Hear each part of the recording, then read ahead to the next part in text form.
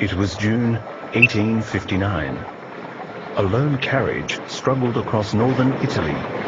The gentleman inside, the Geneva merchant Henri Dunant, was on important business.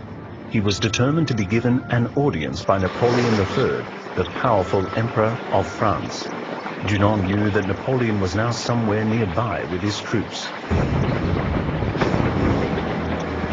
Dunant suddenly found himself in the midst of a battlefield.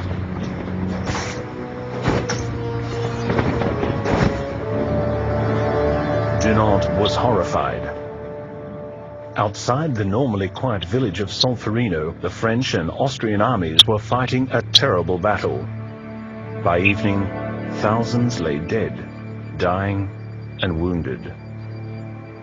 But the medical troops simply could not cope, and the weary and bloodied soldiers on both sides had enough to do just saving themselves and finding their way back to their lines.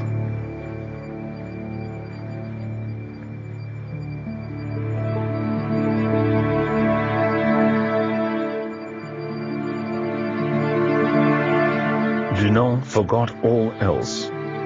Help was crucially needed. Resolutely, he set up a makeshift hospital in a church in the village, where the dying and wounded could receive attention and care in peace and quiet. He was joined by the villagers, the women, the elderly, who tried to help as best they could. They treated the French and Austrians alike, even taking care to record and send their last goodbyes to loved ones.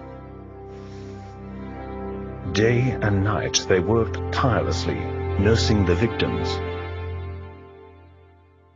Dunant finally returned to Switzerland, but he could not forget.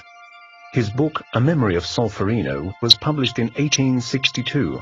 Dunant proposed the establishment in every country of a neutral, independent body of helpers who could provide protection and care for the wounded in case of war, regardless of side. The idea was revolutionary and it found willing ears.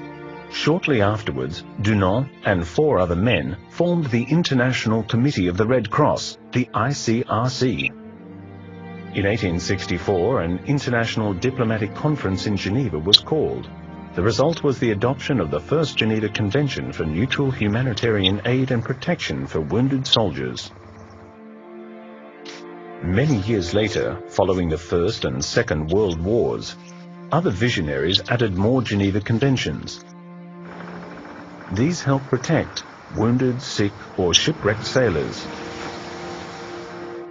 prisoners of war, and civilians affected by war.